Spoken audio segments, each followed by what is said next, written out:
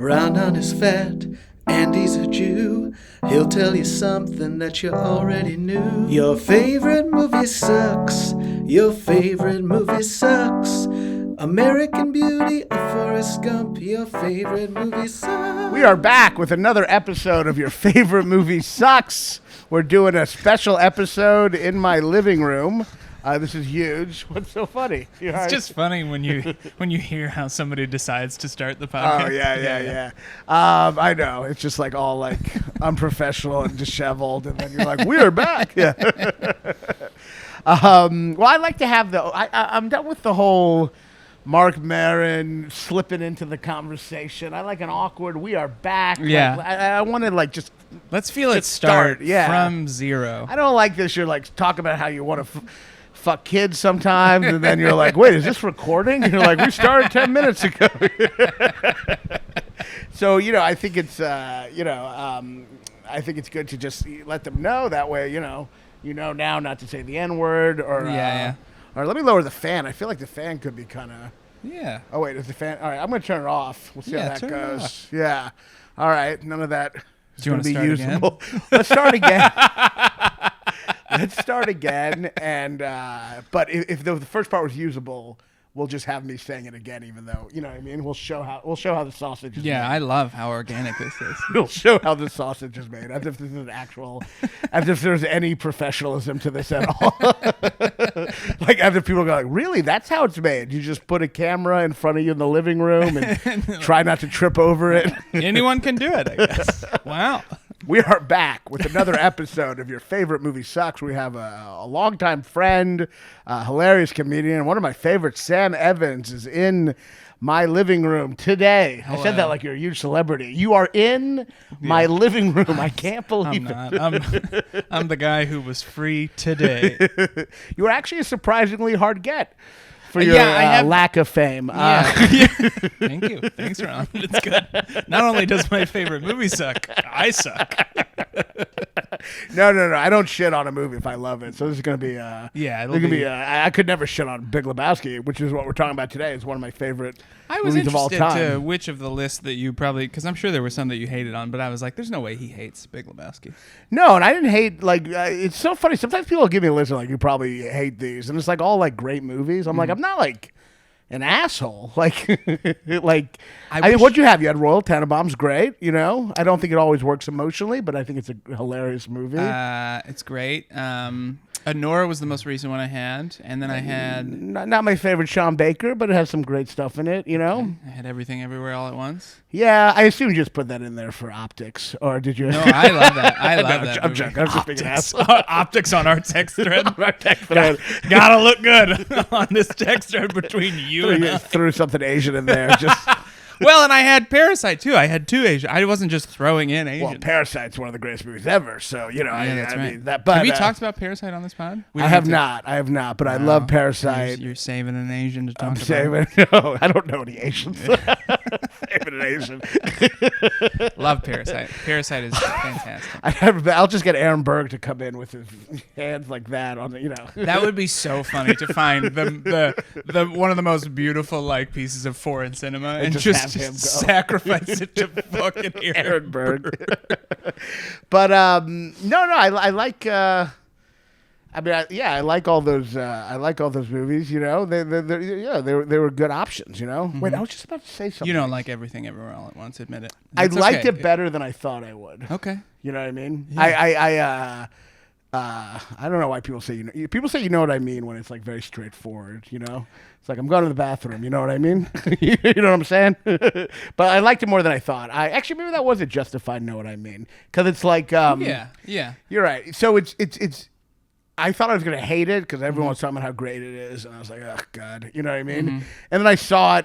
It's nothing I'd ever want to watch again just because it's just such a giant headache. It's so much, yeah. But there is some moving stuff in it. Yeah. I actually did like it more. But are people rewatching that movie? I actually was thinking about it. I loved it. I saw it in the theater. And then I tried to watch it, and I don't know if this is on the movie, but I tried to rewatch it on a plane, and I was like, I'm not fucking watching this. Yeah, that's what I'm saying. It's like good, but it's just such a headache. You really have to invest in it. I think it has not much watchability factor just because it's such a headache. Maybe. I've also heard that from people, too, where they're like, I thought that movie was good, and then watching it a second time, I was like, this fucking sucks. So yeah, I mean, maybe a lack of rewatchability is a reflection that it's not good. I think it was definitely overhyped. Didn't it win like every Academy Award? I mean, I did love it though. I really did. Yeah. I laughed and cried, and then I did the hack thing. I cried while I laughed. You cried while you laughed. I really did. I mean, I thought there was some really good stuff in it. Now, where were you when you saw this movie? What, for the first time? Yeah. I honestly don't know. It couldn't have been in theaters, I think, because I was probably a little too young when it came out. Probably my friend Matt Dobie's house. Okay. Yeah. And what did you think the first time? I loved it. I thought it was so good. Yeah. Yeah. And then with each, I probably saw it a little too young to where I could like fully appreciate it, but I liked it enough, and it was silly enough and ridiculous enough that I was like, no, I'm in. And then like rewatching it, I think I aged into like, oh, I like this movie. Even today, watching it, I feel at an age that maybe the dude could plausibly be. Yeah. You know? So I'm like, oh, I like this a lot. Yeah, it's one of those comedies that doesn't get old, and because the humor is so character based, Yes. it kind of like ages like fine wine. Yeah. Like other movies, like at a certain like Airplane's great, but at a certain point you know the jokes. Yeah. This movie just kind of gets better and better because the characters are just so full of life and so interesting. Yeah, and it's how it's never jokes really. It's always how they're reacting, what they're character. saying. It's character. It's pure like just great fucking characters. You know, I mean, hilarious characters. You know, the first time I saw it, it was actually formative for me because it was with my dad, and when my dad likes a movie, he starts laughing hysterically, but then the laugh turns into a cough. So it looks like he's dying, and it's like really awkward. So we're watching the movie. It feels like a very Jewish day. Yeah. So we're watching the movie. I'm like 13, Uh-huh. and I don't fully get it. Yeah. But I'm liking it. But my dad is just like,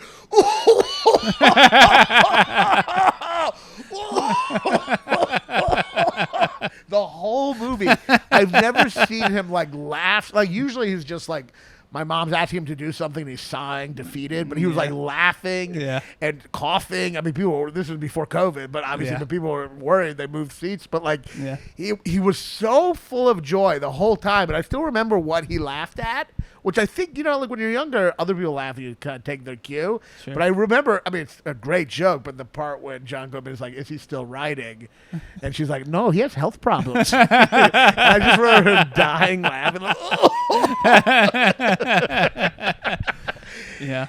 And then as we left the movie, after I saw this man have more joy than I've ever seen him have married to anything. Yeah. We leave the theater and he goes, that was good. It was like a dumb Cheech and Chong movie. And I think like in that moment, Called it a dumb Cheech and Chong movie. I think in that moment, I mean, maybe retroactively, I'm like, it kind of taught me the power of comedy and also how not respected it is at all. Yes.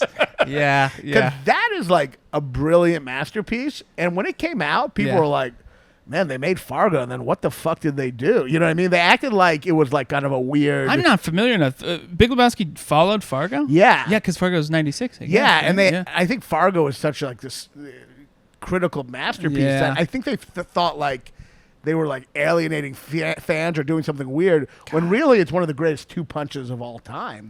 Yeah, I agree. I mean, like, to make Fargo... And then, like, to make one of the greatest, like, I mean, Fargo's also hilarious. Yeah. But to essentially make one of the greatest, like, crime movies or greatest, like, murder crime movies, and then to make the greatest comedy ever. Yeah. I mean, it's just, like, incredible. Yeah, and it doesn't get old. It also just has so many, to me, when I think, if it's not, like, their career-defining performance, it's, like, a true... great, like, should be like Philip Seymour Hoffman is so fucking funny in this movie. Oh, he's amazing. Philip Seymour Hoffman is Bran. I forget it every time. Yeah. And then the scene where she's like, Bran, I'll suck your cock for $1,000, and he just goes. Well, it's so funny. It's always cool when like a great act. It's like Sean Penn in like Fast Times when a great actor's doing a comedic role. Yes. Because there's still so much behind it, 100%. even though it's like not broad in a way. Yeah. There's like, I mean, obviously it's broad, but there's so much human emotion behind every moment. Yes, and he's so tightly wound. He's the engine of every scene. Like when he's like, her life is in your hands, dude. He's like, don't say it. Her life is in your hands. He's incredible. I mean, this movie, like, it's like, to me, it like, I don't know, like, have you ever read like a Dickens? Yeah. I feel like the Coen brothers, like, take a lot of what like made Dickens great, which is that you take a character and you have these like behaviors that just get repeated over and over again. That's interesting. You know, and so like with all Dickens, like the great characters are always like, he'll find one phrase they say and they'll keep saying it, you know, and you just in that repetition of idiosyncrasies is what makes a character. Yeah. And like anything from John Goodman saying "Am I wrong," which he says about 400 times, to "Shut the fuck up, Donnie," to all the dude lines, it just creates these such rich characters and such like full of like, I mean, them. That's really insightful, and I do agree. Yeah. Yeah, I mean, I see Coen Brothers as like very heavily influenced by Dickens in a way in terms of characterization, you know? But like, what is also incredible about this movie is like, you have these two main characters, John Goodman and Jeff Bridges, and essentially John Goodman is mostly driving the plot with his craziness. You know, Jeff Bridges is kind of passive, you know? Well, the wild thing, the main character is so passive. Jeff Bridges does almost nothing in this movie. Yes. Everything happens to. It's also why it's such an interesting parallel to me between Job and like Odysseus, right? Like it's like everything is just fucking happening to this guy, and he is not. Yes. He doesn't deserve any of it. Yes. And then the wild journey of Odysseus in so many characters. Yes, for sure. And like, no, that's very true. And I think what makes it really interesting is even though he's passive and John Goodman is kind of, I mean, John Goodman, I think, probably puts everything in motion. He tells him, he demands him the rug. Yeah. He does a crazy plot with the Uzi. Yes. He's also the reason Steve Buscemi is killed. Like, they didn't have to fight them. He chose to fight, and that caused him to die of a heart attack. Like, none of that. And he chose to fight. They were just asking for the money in their wallets, and Jeff Bridges had like $5, and he was going to give it to him. Yeah. And John Goodman chose to fight instead of giving $10. Bites the ear off. They killed Steve Buscemi over $10. Yeah. But what's so interesting to me, comedically, and apparently on the film set, apparently Jeff Bridges was kind of doing a stoner voice, and Coen Brothers were like, no. Just kind of play it more real. Really? Because it's kind of funny. If they would have just left him to his instincts, it actually would have been bad. Like if he was just really like doing a stoner voice. Because he must have been going over the top if that's what they ended up with. Well, yeah, but I think what is interesting to me is that he's actually frustrated the entire movie. He's actually not I mean, he is cool, but it's watching a cool man be frustrated. And it's watching a crazy man be calm. Because John Goodman is insane, and the whole movie is like, fuck it, let's just go bowling. Like he's the whole movie's like, dude, you don't gotta worry. And Jeff Bridges is freaking out. Yeah. So he maybe has like 2 scenes where he's like chill. Yeah. You know? But it's ultimately the humor of the coolest guy ever freaking out. Yeah. And I think that is a bit like, I think if Jeff Bridges would have done that like stoner voice, like really stoner, the point where like nothing is being freaked out, you know what I mean? Where he's like, you know, good. But the fact that he is like freaking out is such a funny contrast to see this hippie freaking out and to see John Goodman. I mean, John Goodman, besides the parts where he blows up, is fairly calm and optimistic. And calm procedural. Which is, I think, structurally, now that we're talking about literature, I think that another thing that's a big part of a lot of movies, a big part of most comedies is Don Quixote. So in Don Quixote, you have you have the Don Quixote, who's this knight who's delusional, who thinks he's like, he's not really a knight. He reads a book and thinks he's a knight. Sure. And then you have his Sancho Panza, which is his sidekick. And Sancho Panza is the realist, and Don Quixote is the crazy person who thinks windmills are dragons and all the shit. And in this movie, essentially, Sancho Panza is John Goodman. Yeah. And Sancho Panza is Jeff Bridges. He's the realist. Yeah. And Don Quixote is John Goodman. But it's from the perspective of the realist, who's his sidekick, being like, what the fuck are you doing? Yeah. You know? That's interesting. Because, like, the whole time he's, like, freaking out, which is what Sancho Panza is the whole time. And Don Quixote is like, no, it's fine. We're heroes. We're fighting. Be brave, you know? So it's like the funniest version of that story, of that kind of archetypal structure. Yeah. But, I mean, I think another thing that makes this movie so amazing is like, it's, you know, the famous, never is it more true that the famous, like, phrase about art, the devil's in the details, or God is in the details, or whatever. Like, this movie is all about details. 100%. And it's details for detail's sake. Yeah. It, like, actually, even though there are themes, it actually is just details for detail's sake. Details. Down to the platform jelly, or not Yeah. platform, but the jellies that he wears. Yeah. Every time that gets me so The much. jellies, the fact that his landlord has a dance recital. Yes, and they go to. And you they know, go to. It takes you. I almost forget every time. That's why I love that scene. Is you're like, where the fuck are they? And then you're like, oh, that's right. Well, what I love is his reliability. Like, he tells him about the dance recital, and he Jeff goes, Bridges is like, I'll be there, man. there, yeah. And he's fucking there. He scheduled it. Well, it also, it shows people, like, I think it does. It does two things that are so. It does a couple things that are make human behavior seem very real. And Sopranos has similar things. It shows you what they like. In a lot of movies, you don't know what the characters like. Yeah. It shows you their aesthetic tastes. Yeah. Jeff Bridges hates the Eagles. Yeah. John Goodman is like wanting to be Jewish and loves Jew. They're obsessed with bowling. Yeah. So it shows everyone's like their interests. Yeah. And the other thing it does, which Sopranos does very well, is people will hear other people talk and use those phrases, which is a big part of life. We don't realize we're doing it. We'll hear a phrase and use it later that day. Jeff Bridges is a sponge. Anytime someone says something, he's repeating it. He's like, the aggression will not stand. He's like, in the parlance of our time. He like repeats. He repeats what other people say. Yeah. And that makes you feel like a real fluid character is happening right there. You know? Yeah. But it's just like the details is just like, it is a movie about details. Like, just right away, you have the detail of the rug. And the rug tied the room together. It really tied the room. Even as he's passing out a Jackie Treehorn, that's my favorite. Is all dude ever wanted was his rug back. It really tied the room. Well, it's also it's also hilarious that like it tied there because you look at that place, you're like, I don't think anything is tied in this room.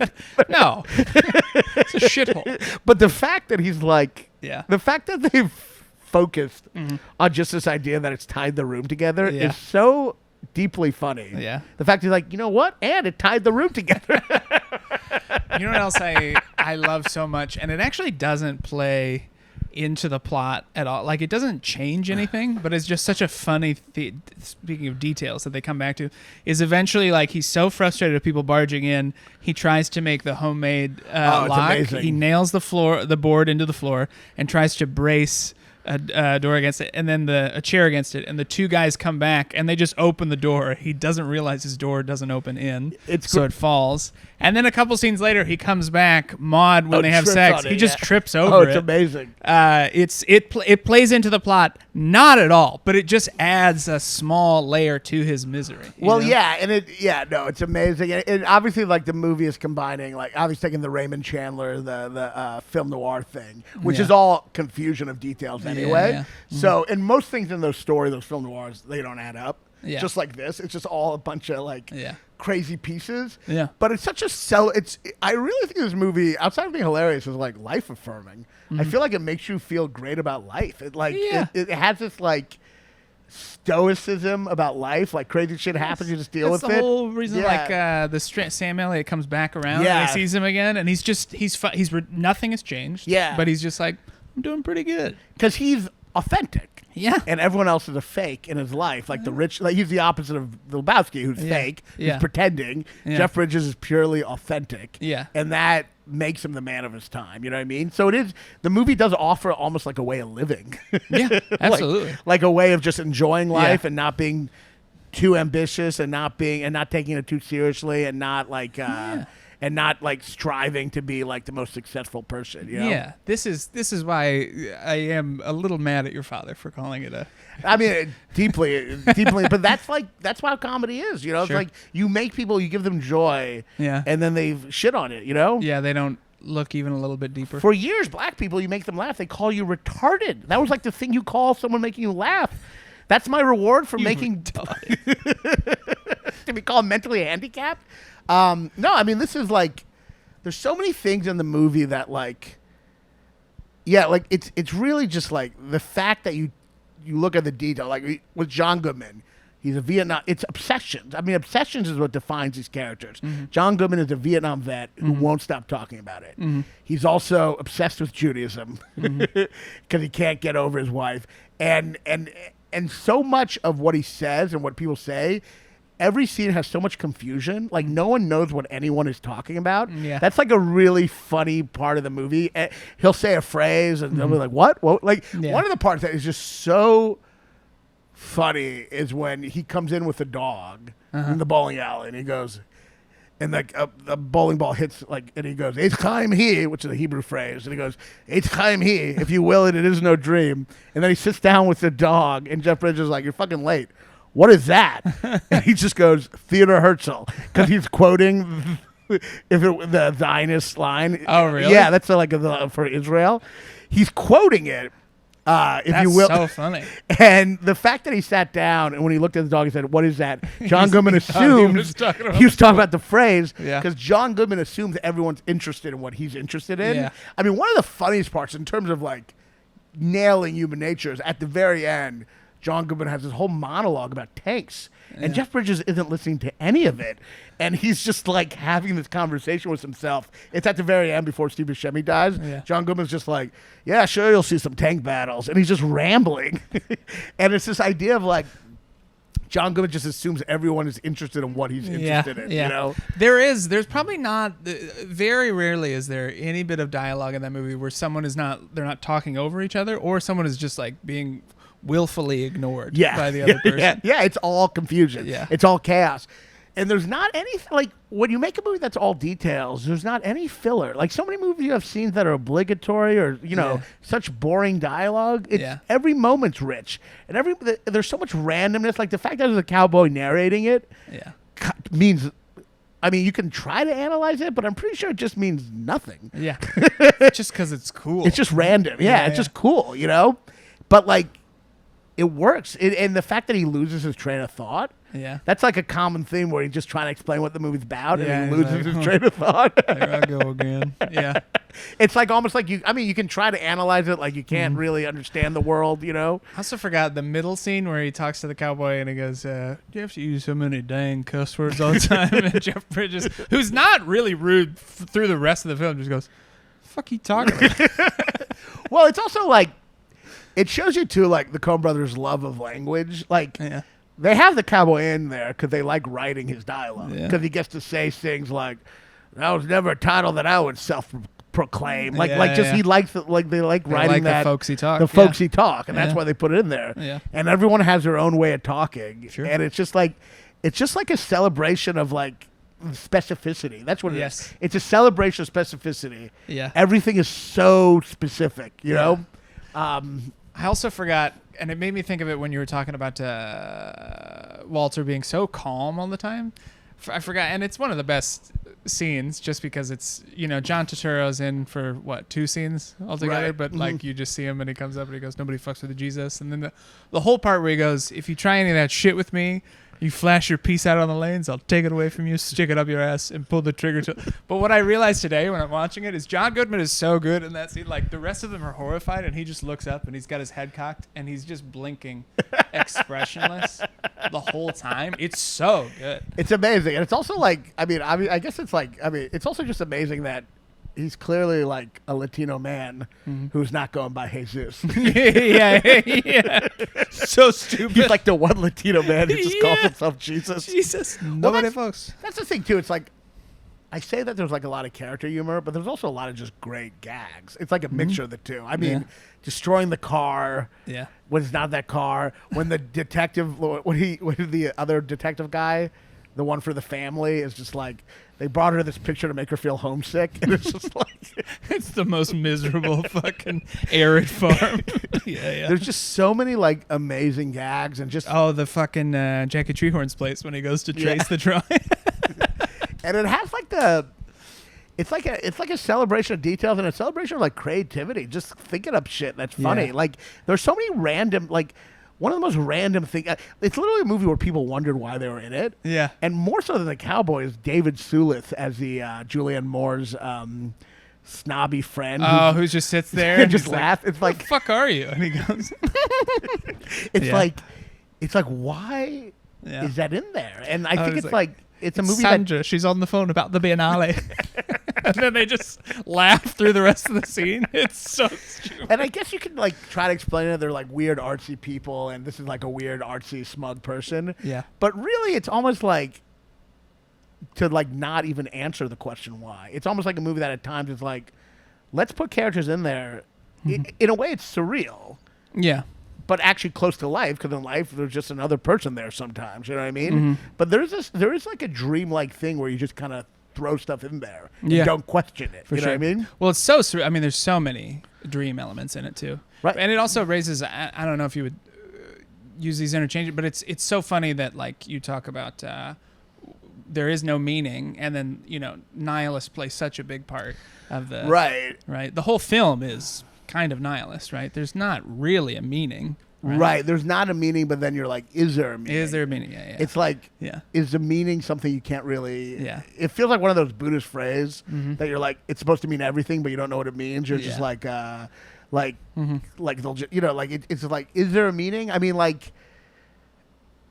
Well, that's great art, right? It's getting at the ineffable. I can't tell you what it's about, but I know it's about something. It's about something. And it is like, I mean... This is also why I'm full of shit, because again, it's what I was talking about before. It's vague, and I don't know what it is, but because I like the movie, I'm like, it's so good. Well, I mean, is there some meaning in just like a celebration of meaninglessness? Is that its own inherent meaning? Yeah, you know what I mean? maybe. It's, I guess, what would you, absurdism, right? Yeah. But you keep on going, and like, I mean... Outside of meaning, I guess, like, or is the meaning just in the details? There's like that famous William Carlos Williams poem. What the fuck is it? It's like Emperor of Ice Cream. The one, not the stupid peach one, not the red wheelbarrow. Hold on, it's it kind of remind. Let me get it out real quickly. Wait, why is my internet not working? Because I feel like. This can like explain the movie a little. So it's a poem where it's Red Wheelbarrow by William Carlos Williams. Says the poem is, so much depends upon a red wheelbarrow glazed with rainwater beside the white chicken. And this is a classic poem. I remember my friend had to like analyze it in class, and she was like, I was like helping her. We're trying to figure out what the poem meant, and we had no idea. And I think poets like him from that time, the modernist time, there was a real emphasis on just describing things without explaining the emotion behind it. Just a description of reality, almost an objective description, So the meaning here is in the details. The red wheelbarrow glazed with rainwater. The meaning isn't the theme. It's defining the objects, So in a way, this movie, the meaning is in its characters and its development, and it's just showing a friendship and showing all the little details that make up people's lives, and the fact that people get obsessed with, have these obsessive interests that define them. You know what I mean? I mean, that's a big part of the movie, that these people are like overly passionate about stuff. Yeah. Like everyone has an interest. Like they have bowling. John Goodman has Judaism mixed with some bowling. Julianne Moore has her nude feminist painting. The Big Lebowski has his fake, looking like a fake rich guy. They all have their passions, the thing that makes them passionate about life, and that defines characters. A lot of times, like people say, like, well, like David Mamet, you know him. He's a playwright. He's very like always when he talks about characters. He's always pretentious in his attempt to be unpretentious, but he'll always say something like, all a character is what they want, their objective. But that's not true. Characters are not just objectives. A lot of times characters are their interests, like, but wouldn't you say that their interests are like a branch of what they want, right? Yeah, but that doesn't mean like what they want is always like a clear thing in every scene, Yeah, that's true. I mean, like the dude actually isn't really wanting much. Yeah. That's true. And they do a good job of like, it seems like all he wants is to bowl. Right? Well, it's like in the bedroom scene.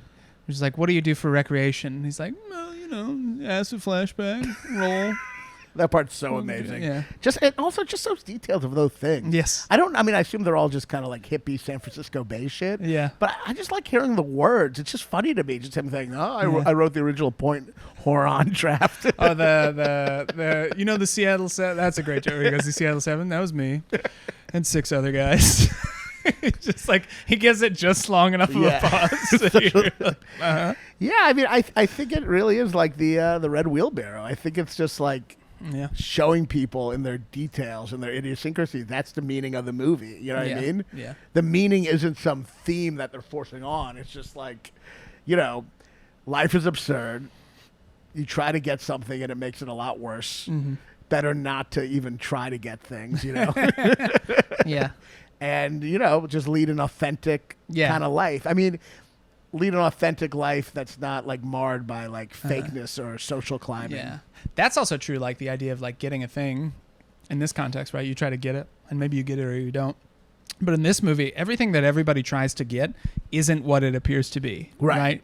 Every single step of the way, there is another turn. Nobody's really grasping what they desperately want in the movie. Right. So it's all, you have this, like the engine for the movement of the movie is like desire from all these people around him, but nobody gets it. And he's the only one who's just like, in the end, he's like, all right. He was he just wants to, he's humble. He just wants to keep his dick. Yeah.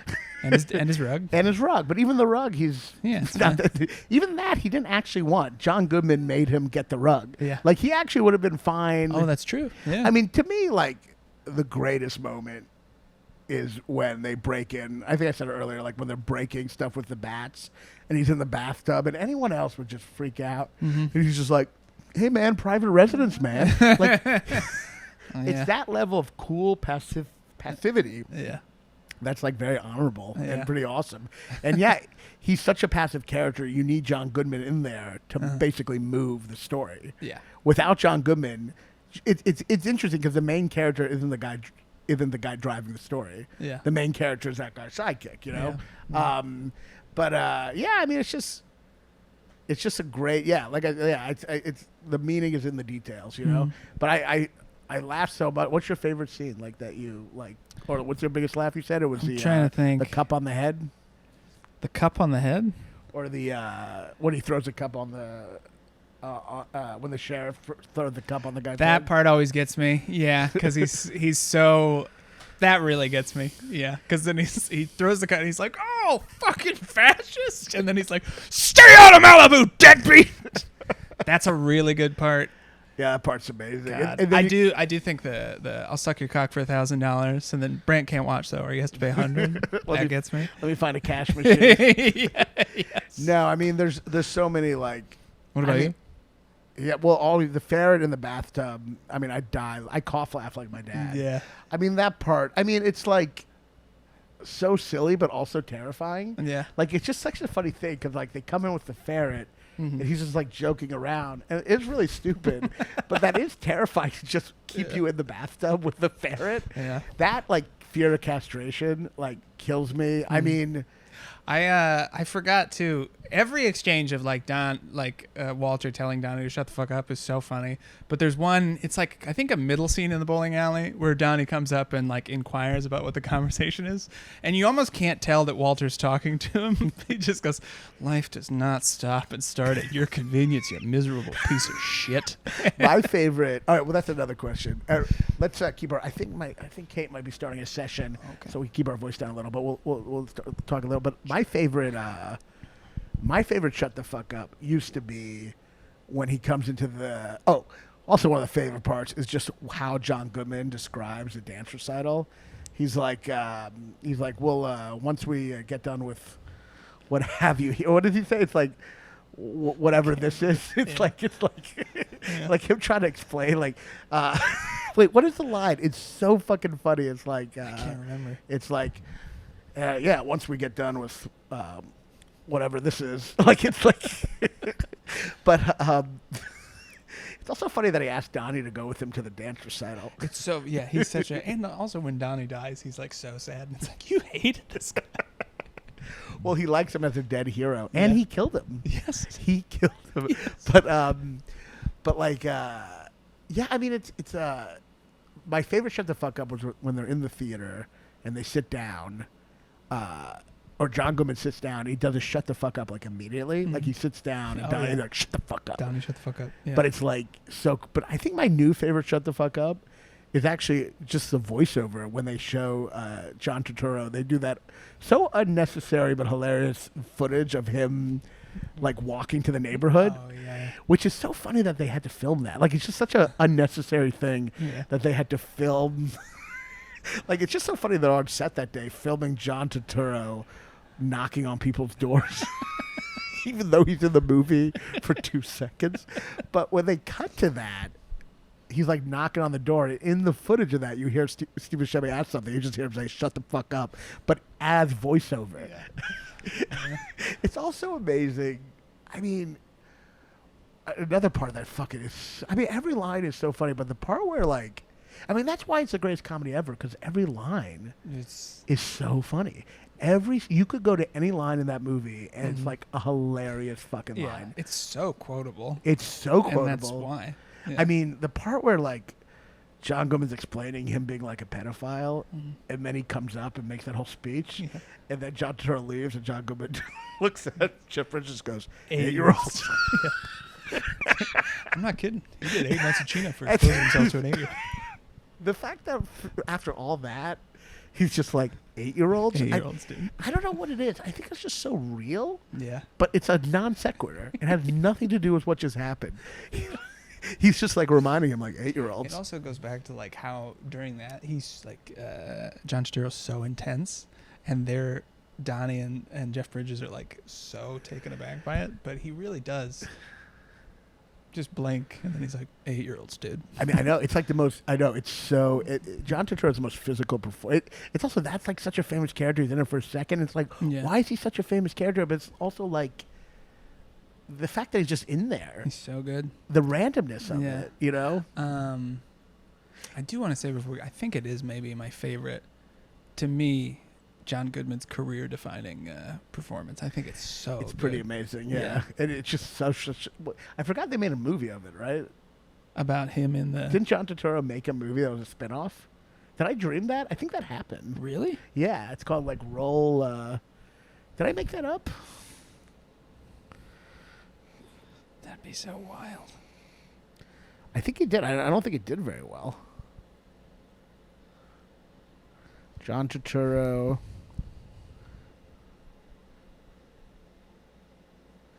But that's the thing. It's like, it's like a Roll John Turturro spinoff, Lebowski spinoff. It's just like there's not one moment that you could flip to that's not, the Jesus Rolls. Yeah, 2019 American crime comedy, written, directed, and starring John Turturro. Really?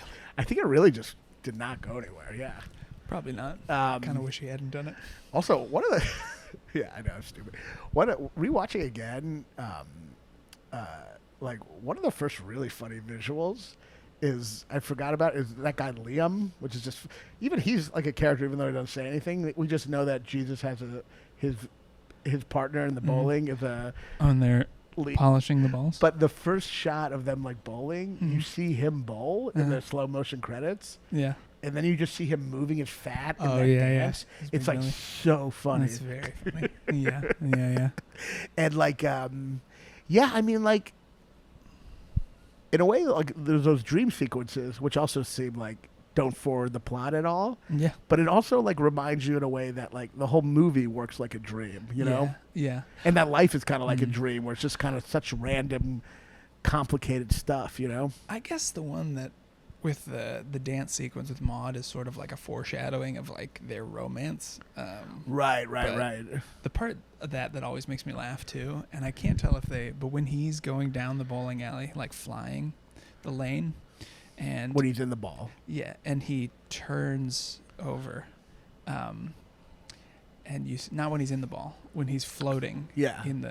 He like turns over and he's floating and he's looking up these dancers' skirts. There's a split second where his face goes like, Oh yeah, for sure. It's no, so that's funny. for sure. Yeah. He's like literally looking at their pussy, smiling. Yeah. And he's like ecstatic. And you're like, this is hilarious. Well, I think they also just love that Berkeley kind of musical shit, you know? Yeah. Yes. Which they end up doing in Hail Caesar more so, but like they I love never saw Hail Caesar. Yeah, they do a lot of those kind of dance routines. But yeah, I mean, it's just like, I'm trying to think like every moment, like the part with John when he gets put back into the limo and he's trying to explain himself and he's just stuttering and he's so nervous. I do think at the core, like a hippie being really frustrated is like a big part of the humor.